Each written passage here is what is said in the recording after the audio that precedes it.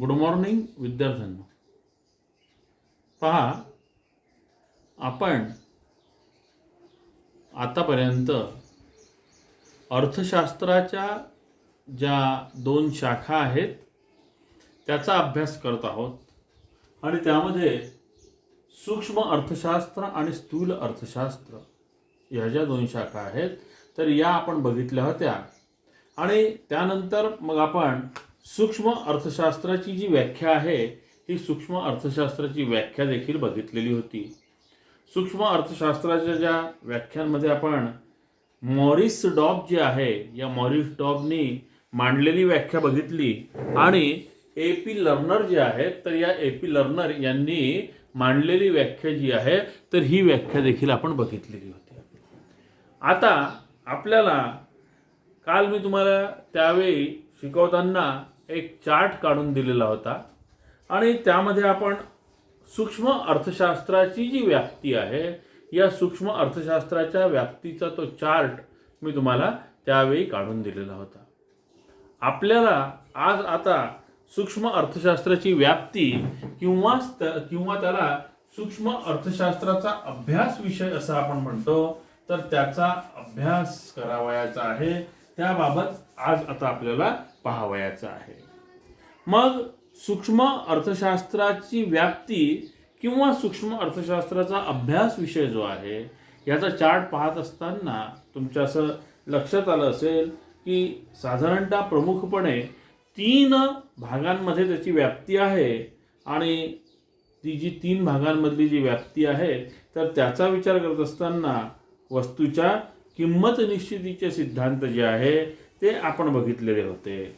नंतर उत्पादन घटकांच्या किमती ज्या आहे तर त्याची किंमत कशा प्रकारे निश्चित होते ते देखील आपल्याला सूक्ष्मलक्षी अर्थशास्त्र किंवा सूक्ष्म अर्थशास्त्रामधूनच आपल्या लक्षात येते किंवा कळते.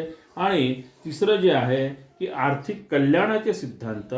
तर अशा प्रकारे 3 भाग जे आहेत हे जे तीन प्रकारे 3 भागामध्ये त्याची व्याप्ती आहे असं आपण सांगू शकतो. आता आपल्याला त्यापैकी एक जो भाग आहे तर त्याचा आपल्याला विचार करावयाचा आहे. जो एक भाग जो आहे त्या एक भागाचा आपण आता सगळ्यात पहिले विचार करणार आहे. त्यामध्ये मग आता एक भागाचा विचार करत असताना आपल्या असं लक्षात येते आहे की वस्तूच्या किंमत निश्चितीचे जे सिद्धांत आपण म्हटले वस्तूच्या किंमत निश्चितीचे जे आपण सिद्धांत म्हटलेले आहे तर ते सगळ्यात पहिले आपल्याला आज आता पाहायचे आहे.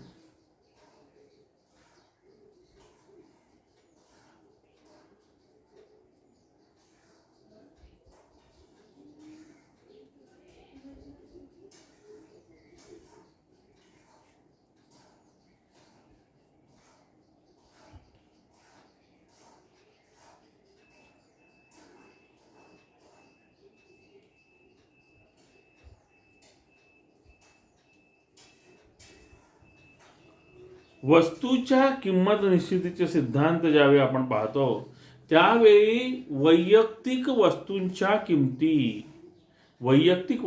ज्या किमती आहे तर या बाजारातील मागणी आणि पुरवठा याद्वारा निश्चित केल्या जातात. पुढे आपण पाहणारच आहे की वस्तूची किंमत निश्चित कशी होते. तर वस्तूची किंमत निश्चित होत असताना वस्तूची मागणी आणि वस्तूचा पुरवठा याद्वारे वस्तूची जी किंमत आहे तर ही वस्तूची किंमत ही निश्चित होत असते. मग ज्यावेळी आपण वस्तूच्या किंमत निश्चितीचे सिद्धांत पाहणार आहे हा भाग हा सूक्ष्म अर्थशास्त्राचा आहे. हा जो विषय आहे हा सूक्ष्म अर्थशास्त्राचा विषय आहे. आणि वैयक्तिक वस्तूंच्या किमती ज्या आहेत तर या बाजारपेठेमध्ये त्या वस्तूंना असलेली मागणी आणि त्या वस्तूंचा होणारा जो पुरवठा आहे तर त्याद्वारे निश्चित केले जातात. आणि त्याच वेळी आपण असं सांगतो की सूक्ष्म अर्थशास्त्र जे आहे तर हे मागणी आणि विश्लेषणाशी संबंधित आहे. मागणी विश्लेषणाशी ते संबंधित आहे. मागणीचं म्हणजे याच्यामधून एक गोष्ट आपल्या आणखी लक्षात आलेली आहे की ज्यावेळी आपण मागणीचा अभ्यास करणार आहोत त्यावेळी तो अभ्यास जो आहे हा अभ्यास सूक्ष्म अर्थशास्त्राचा भाग होणार आहे. सूक्ष्म अर्थशास्त्राचा तो विषय होणार आहे.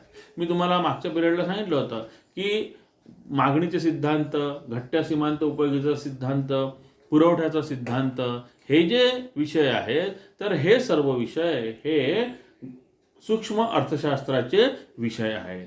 आणि मग आपण या ठिकाणी पाहतो की वैयक्तिक वस्तूंच्या किमती ज्या आहेत या बाजारपेठेतील मागणी आणि पुरवठ्याने निश्चित होत असतात. आणि सूक्ष्म अर्थशास्त्र जे आहे तर हे मागणी विश्लेषणाशी संबंधित आहे. आता या ठिकाणी मागणी विश्लेषणाशी संबंधित आहे म्हणजे त्या वस्तूची असलेली मागणी त्याच्याशी संबंधित आहे असं आपण म्हणू शकतो. ते वैयक्तिक उपभोक्त्याचे वर्तन आणि वैयक्तिक उत्पादकाचे वर्तन ह्याचा देखील विचार करते. वैयक्तिक उपभोक्त्याचे वर्तन म्हणजे काय झालेलं आहे? वैयक्तिक उपभोक्त्याचे वर्तन म्हणजे मागणीचा त्या ठिकाणी भाग आला. आणि वैयक्तिक उत्पादकाचे वर्तन म्हणजे पुरवठ्याचा भाग आलेला आहे. कारण पुरवठा कोण करत असतो? तर पुरवठा उत्पादक करत असतो. मागणी कोण करत असते? तर मागणी उपभोक्ता करत असतो. म्हणजे उपभोक्ता आणि उत्पादक या दोहोंचा देखील त्या ठिकाणी समावेश होतो. त्यांच्या अभ्यासाचा, त्यांच्या वर्तनाचा त्यांचं जे वर्तन आहे त्या वर्तनाचा अभ्यास जो आहे तर त्या वर्तनाचा अभ्यास हा आपण या ठिकाणी करत असतो. सूक्ष्म अर्थशास्त्रामध्ये तो केला जात असतो. म्हणून म्हटलेलं आहे की वस्तूच्या किंमत निश्चितीचे जे सिद्धांत आहे तर या वस्तूच्या किंमत निश्चितीचे सिद्धांत हे सूक्ष्म अर्थशास्त्राचा अभ्यास विषय आहे. नंतर दुसरा आहे उत्पादन घटकांच्या किंमत निश्चितीचे सिद्धांत.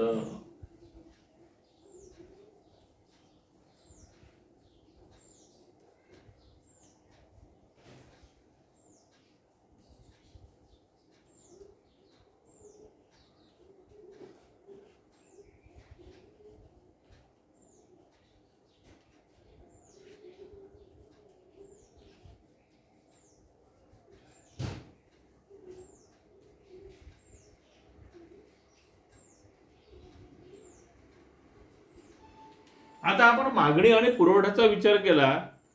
विशिष्ट वस्तूला मागणी नोंदवण्यात आली, मागणी करण्यात आली, परंतु ती मागणी पूर्ण करण्यासाठी म्हणून मग वस्तूचं उत्पादन करावं लागते. वस्तूचं उत्पादन म्हणजे साठा करायचा आहे, पुरवठा करायचा आहे, म्हणून मग वस्तूचं उत्पादन करणं हे त्यासाठी आवश्यक असते.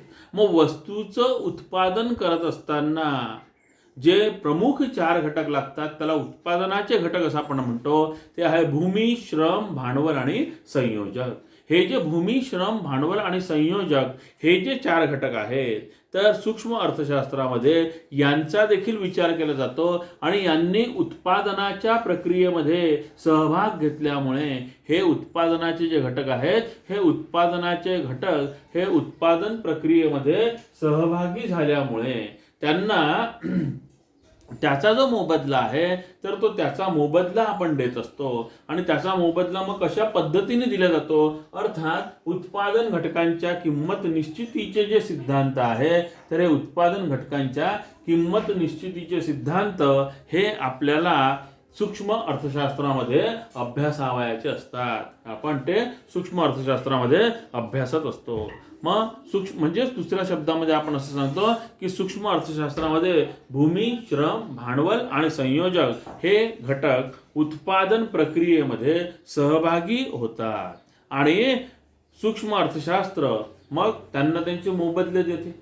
मग तो जे आपण मोबदले देतो त्यांचा विचार त्यामध्ये केला जातो. मग हे मोबदले कशा प्रकारे दिले जातात? तर भूमीने सहभागी झाली भूमी उत्पादनाच्या प्रक्रियेमध्ये म्हणून आपण त्याला खंड स्वरूपामध्ये मोबदला देतो. म्हणजे भूमीचा जो मोबदला आहे तर भूमीचा मोबदला हा खंड स्वरूपामध्ये आहे. नंतर भूमीचा मोबदला ज्या प्रकारे आपण खंड स्वरूपामध्ये सांगतो तर श्रमिकांनी त्या ठिकाणी काम केलेलं आहे, उत्पादनाच्या प्रक्रियेमध्ये तो सहभागी झालेला आहे म्हणून श्रमिकाला आपण वेतन किंवा मजुरी देत असतो. भांडवलांनी त्याचा कार्यभार केल्यामुळे आपण भांडवलाला व्याजाच्या रूपाने मोबदला देतो. आणि चौथा संयोजक या तिन्ही घटकांना एकत्र आणणारा जो घटक आहे तर त्या संयोजकाला आपण मोबदल्याच्या रूपाने त्याचा नफ्याच्या स्वरूपात त्याचा आपण मोबदला देत असतो. म्हणजे संयोजकाला आपण काय करतो, तर संयोजकाला जो मोबदला दिला जातो, उत्पादनाच्या प्रक्रियेमध्ये तो सहभागी झालेला आहे म्हणून त्याला जो मोबदला दिला जातो, तर तो मोबदला आपण नफ्याच्या स्वरूपामध्ये देत असतो. मग नफा जो आहे म्हणजेच हे जे भूमी, श्रम, भांडवल आणि संयोजक यांना अनुक्रमे खंड, वेतन, व्याज आणि नफा हे जे मोबदले दिले जातात, तर हे मोबदले कशा पद्धतीने दिले जातात, कशा पद्धतीने याची निश्चिती होते, तर ही निश्चिती हा सूक्ष्म अर्थशास्त्राचा अभ्यास विषय आहे असं सांगितलं जाते. म्हणून आपण म्हटलेलं आहे की उत्पादन घटकांच्या किंमत निश्चितीचे सिद्धांत जे आहे, तर हे उत्पादन घटकांच्या किंमत निश्चितीचे सिद्धांत हे देखील आपण सूक्ष्म अर्थशास्त्रामध्ये अभ्यासत असतो. आणि तिसरा जो महत्वाचा तो आहे आर्थिक कल्याणाचे सिद्धांत.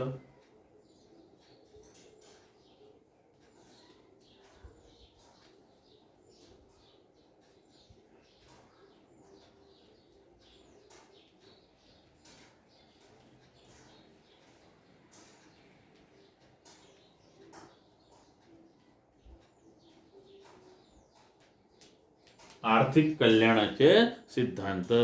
शेवटी कोणतंही सामाजिक शास्त्र असो, कोणतंही असो ते सामाजिक शास्त्राचा तसा जर मूळ उद्देश बघितला तर तो कल्याण साधणं हा आहे. अर्थशास्त्राचा ज्यावेळी आपण विचार करतो त्यावेळी आर्थिक कल्याण ही एक संकल्पना आता मोठ्या प्रमाणामध्ये दृढ होत आहे. मग आर्थिक कल्याणाचा अभ्यास जो आहे, तर हा आर्थिक कल्याणाचा अभ्यास हा प्रामुख्याने आर्थिक कल्याणाचा जो अभ्यास आहे, तर हा आर्थिक कल्याणाचा अभ्यास हा प्रामुख्याने सूक्ष्म अर्थशास्त्रामध्ये होत असतो. आणि हा आर्थिक कल्याणाचा अभ्यास हा साधन सामग्रीच्या कार्यक्षम वाटपाशी संबंधित आहे. म्हणजे जी साधन सामग्री आपल्याजवळ आहे, तर ही साधन सामग्री ही याचं कार्यक्षमतेने वाटप कसं होईल, तर हे आपण बघत असतो, त्याच्याशी ते संबंधित असतो. जर साधन सामग्रीच्या झालेल्या वाटपामुळे मग ते वाटप कसं झालं पाहिजे, आर्थिक कल्याण कसं होईल, तर साधन सामग्रीचं जे आपण वाटप केलेलं आहे, तर त्या साधन सामग्रीच्या केलेल्या वाटपामुळे जर महत्तम लाभ होत असेल, संपूर्ण समाजाला जर त्याचा महत्तम लाभ होत असेल, तर ते वाटप कार्यक्षम आहे असं म्हटलं जाते.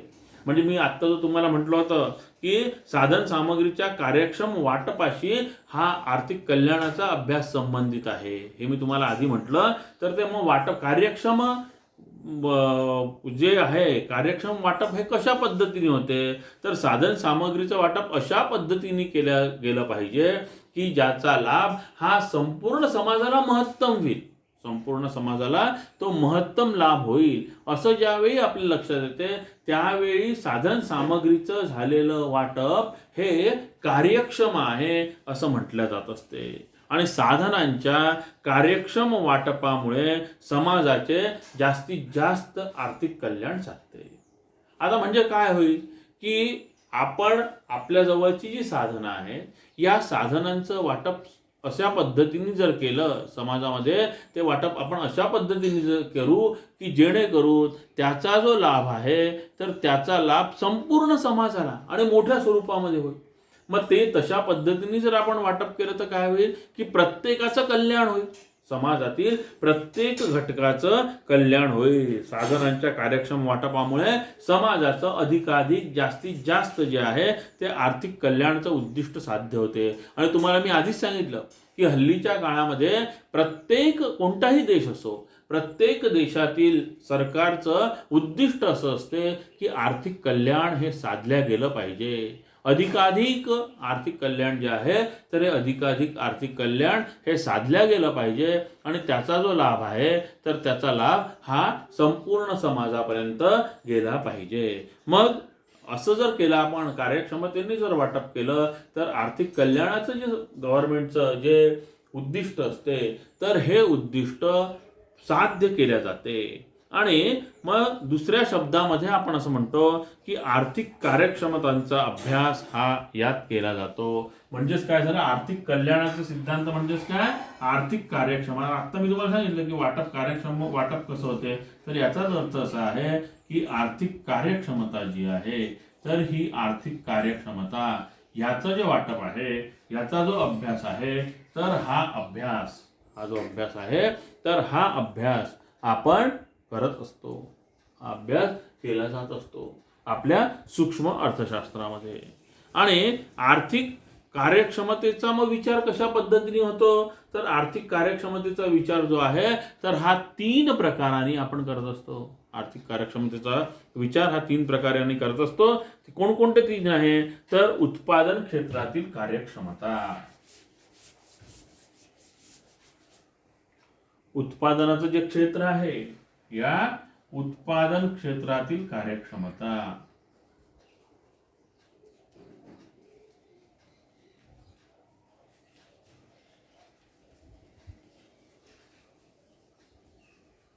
दुसरा जो भाग आहे, पहिला आपण 3 प्रकार मी तुम्हाला आधी सांगितले की आर्थिक कार्यक्षमतेचा विचार जो आहे, हा विचार 3 प्रकारांनी केला जातो. पहिला प्रकार आहे तो उत्पादन क्षेत्रातील जी कार्यक्षमता आहे ती आहे. नंतर उपभोगाच्या, उत्पादन एक जसा घटक आला आहे तसं उपभोगाच्या, उपभोग क्षेत्रातील,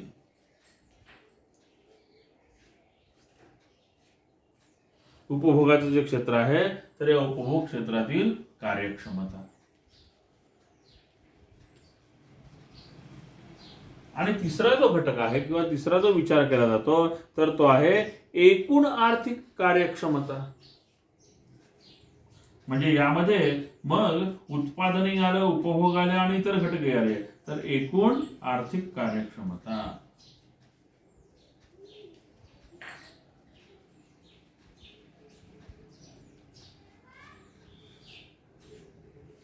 म्हणजे आर्थिक कार्यक्षमतेचा जो विचार आहे, आर्थिक कार्यक्षमता याचा जो विचार आहे, तर हा आर्थिक कार्यक्षमतेचा विचार हा आपण 3 पद्धतीने करत असतो. एक आहे उत्पादन क्षेत्रातील कार्यक्षमता, दुसरा आहे उपभोग क्षेत्रातील कार्यक्षमता आणि तिसरा जो भाग आहे तर आहे एकूण आर्थिक कार्यक्षमता. अशा 3 पद्धतीने आपण याचा जो विचार आहे हा याचा विचार आपण करत असतो. मग उत्पादन क्षेत्रातील कार्यक्षमता जी आहे आपण थोडक्यामध्ये पाहूया की उत्पादन क्षेत्रामधील जी कार्यक्षमता असते, उत्पादन क्षेत्रातील कार्यक्षमता म्हणजेच काय, तर उपलब्ध आपल्याजवळ जी साधन सामग्री आहे तर त्याच्या मदतीने जास्तीत जास्त उत्पादन घडवून आणायचं. म्हणजे आपल्या देशामध्ये जी नैसर्गिक साधन सामग्री असेल किंवा अन्य जे असेल तर त्याचा विचार करून त्या उपलब्ध साधन सामग्रीच्या मदतीने अधिकाधिक उत्पादन कसं घडून येईल त्याचा विचार केला जातो. त्याला आपण म्हणतो उत्पादन क्षेत्रातील कार्यक्षमता. दुसरं जे आहे ते आहे उपभोग क्षेत्रातील कार्यक्षमता. या उपभोग क्षेत्रातील कार्यक्षमतेचा ज्यावेळी आपण विचार करतो, ज्यावेळी आपण पाहतो की उपभोग क्षेत्रातील कार्यक्षमता कशी असते, तर त्यावेळी संपूर्ण जो समाज आहे तर या संपूर्ण समाजाचे अधिकाधिक समाधान कसं होईल, थोडक्यात दुसऱ्या शब्दात सांगायचं म्हणजे संपूर्ण समाजाला अधिकाधिक उपयोगिता कशी प्राप्त होईल, संपूर्ण समाजाला अधिकाधिक उपयोगिता कशी प्राप्त होईल किंवा संपूर्ण समाजाचे जास्तीत जास्त समाधान कसं होईल, अधिकाधिक समाधान कशा पद्धतीने होईल, तर ते उत्पादित वस्तू आणि सेवांमध्ये त्याचं वितरण जे आहे तर ते त्याचं वितरण हे केल्या गेलं पाहिजे. त्या पद्धतीने जी आपल्याजवळ जी साधन सामग्री आहे तर त्या साधन सामग्रीचं वितरण हे अशा पद्धतीने लोकांमध्ये उत्पादित वस्तू आणि सेवा, सगळ्यात पहिले काय करतोय आपण, साधन सामग्रीद्वारे वस्तूंचं उत्पादन करतो. मग ह्या ज्या उत्पादित वस्तू झालेल्या आहे तर या उत्पादित वस्तूंचं आणि सेवांचं आपण वितरण हे ग्राहकांमध्ये अर्थात समाजातील लोकांमध्ये अशा पद्धतीने करतो की समाजातील सर्वच लोकांना, महत्तम लोकांना, जास्तीत जास्त लोकांना, अधिकाधिक लोकांना त्याचा जो लाभ आहे तर त्याचा हा लाभ आपल्याला होऊ शकेल. आणि तिसरं जे आहे ते आहे एकूण आर्थिक कार्यक्षमता. तिसरा जो भाग आहे तो सांगतो आपण की एकूण आर्थिक कार्यक्षमता. ही जी एकूण आर्थिक कार्यक्षमता आहे ही देखील एक अत्यंत महत्त्वाचा भाग आहे. कारण की लोकांना संबंधित प्राधान्याने हवा असलेल्या वस्तूंचे उत्पादन करणे. आता उदाहरणार्थ तुम्हाला सांगतो म्हणजे लक्षात येईल की आता सध्याचा काळ जो आहे एक दीड वर्षापासून आपण पाहतोय की कोरोनाचा प्रादुर्भाव खूप मोठ्या प्रमाणामध्ये झालेला आहे. मग आता कोरोनाचा प्रादुर्भाव झालेला असल्यामुळे आता काय आहे की लोकांना सर्वाधिक प्राधान्य जे असेल तर त्या वस्तूंचं उत्पादन करायला पाहिजे. मग मास्कचं उत्पादन, सॅनिटायझरचं उत्पादन, या अत्यंत आवश्यक गरजा आहेत. त्या कोरोना दूर होण्यासाठीची जी औषधं आहेत त्या औषधांचं उत्पादन, रेमडेसिवीर जी हे आहे इंजेक्शन्स आहे त्याचं उत्पादन, ऑक्सिजनचं उत्पादन हे अधिकाधिक आणि मोठ्या प्रमाणामध्ये आपल्याकडून केल्या गेलं पाहिजे. म्हणजे एकूण आर्थिक कार्यक्षमता त्याला आपण म्हणतो की लोकांना सर्वाधिक प्राधान्याने हव्या असणाऱ्या वस्तू ज्या आहेत तर त्याचं उत्पादन त्यामध्ये केलं गेलं पाहिजे. आणि हा जो सर्व भाग आहे तर हा आपल्या सूक्ष्म अर्थशास्त्राचा अभ्यास विषय आहे असं आपण करतो. ह्या ज्या कार्यक्षमता आहे तर या कार्यक्षमता साध्य करण्याच्या दृष्टीने आवश्यक असणाऱ्या अटींचे विवेचन हे सूक्ष्म अर्थशास्त्रामध्ये केल्या जात असते. सूक्ष्म अर्थशास्त्र किंवा सूक्ष्मलक्षी अर्थशास्त्र याच्यामध्ये याला अंश अर्थशास्त्र, अंशलक्षी अर्थशास्त्र असे देखील म्हणतात. मग सूक्ष्मलक्षी अर्थशास्त्राचा अभ्यास जो आहे तर हा प्रामुख्याने किंमत सिद्धांत आणि सामग्रीचे वाटप यांच्याशी संबंधित आहे. आणि सूक्ष्म अर्थशास्त्र या शाखेमध्ये संपूर्ण अर्थव्यवस्थेशी संबंधित समग्र परिमाणांचा अभ्यास केला जात नाही, समग्राचा अभ्यास केला जात नाही, तर केवळ वैयक्तिक घटकांचा अभ्यास केला जात असतो. यामध्ये राष्ट्रीय प्रश्नांचा, राष्ट्रीय समस्यांचा देखील अभ्यास हा केला जात नाही. आर्थिक वृद्धीचे सिद्धांत वगैरे हा जो भाग आहे तर हा सूक्ष्म अर्थशास्त्राचा विषय हा निश्चितपणे येऊ शकत नाही. अशा प्रकारे सूक्ष्म अर्थशास्त्राची व्याप्ती किंवा सूक्ष्म अर्थशास्त्राचा अभ्यास विषय आहे असं आपण सांगितलेलं आहे. आपण पुढच्या तासिकेमध्ये अर्थात पुढच्या व्हिडिओमध्ये आपण मग या सूक्ष्म अर्थशास्त्राची जी वैशिष्ट्ये आहे तर त्या सूक्ष्म अर्थशास्त्राच्या वैशिष्ट्यांचा आपण त्या ठिकाणी विचार करणार आहोत.